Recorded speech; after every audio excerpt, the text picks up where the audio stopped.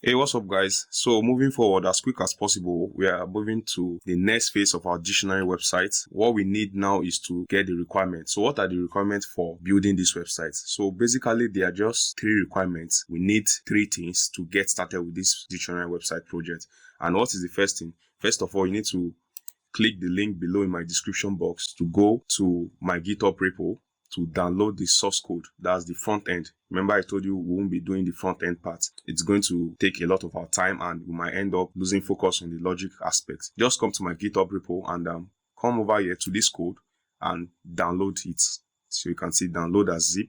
So when you click on download as zip, then you're going to get the exact file I'll be using. We'll all be using it together to go ahead with this project. So the next thing we'll need to is to download XAMPP.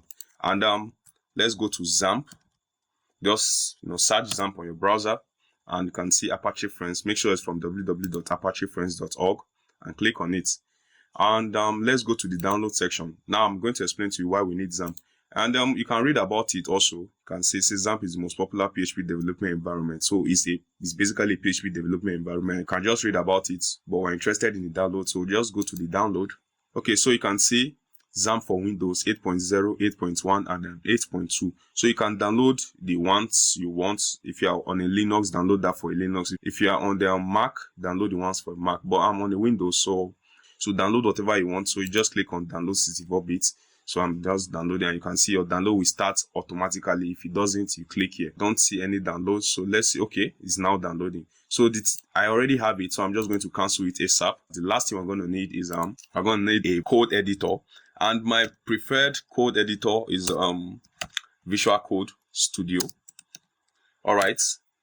So most people, not just me, most people like Visual Code Studio and I've been using it for years. Alright, so click on the Windows. If you're using a Debian, if you're using Ubuntu, whatever, operating system is. I see immediately you click on download, it start downloading. And now I'm going to cancel it too because I have it. So now let's move straight to the installation aspect very fast. Alright, so now go to wherever you have downloaded it. So most especially it should be on your that's on your download section. It should be on your download section. You can see, but this is my own download section because I cancelled it. I already have it on my software, so you just go to wherever it is and follow along. So now let's start with downloading Visual Studio. So I'm just going to click on it twice. Alright, so when I click on this, it asks, do you want to run this file? Sure. I click on run. Alright, let's wait for it. So you can see, please uninstall the 32-bit version of code before installing this 64-bit version. That's because I already have, Visual Studio Code running on my system, and it's actually the 32-bit version. So guys, the installation is pretty simple. You can trust me on that. It's pretty simple and straightforward. And since I already have it, I don't want to uninstall the one I have because I actually have some plugins too, and I have some extensions too with it. So now let's move to XAMPP, but trust me, it's super easy. Just click on yes. It's a probably 3 or 4 step installation. So now let's click on XAMPP. I also have XAMPP on my system, but we can actually click on this to run it together. Alright, so when I click on XAMPP, let's wait for it to load. Okay, so important because an activated user, just click OK. This is just a warning. So it shows this wizard, welcome to XAMPP setup. Alright, let's click on next. And from here, you can leave everything as default. So guys, just click on next, then select a folder.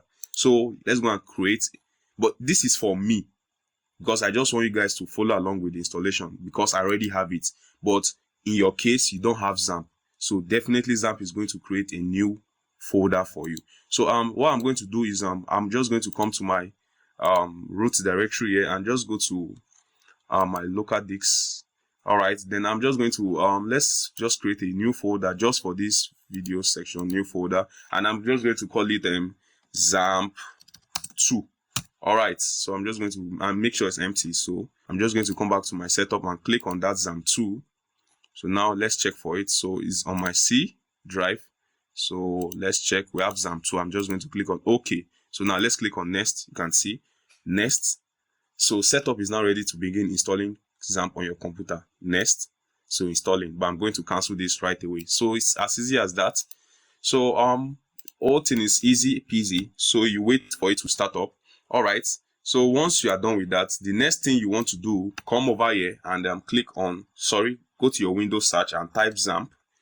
All right, XAMPP control panel, and it's going to be like this, the same way you have it. Probably you'll be running on the latest version, but mine is not actually the latest. So I'm just going to click on start.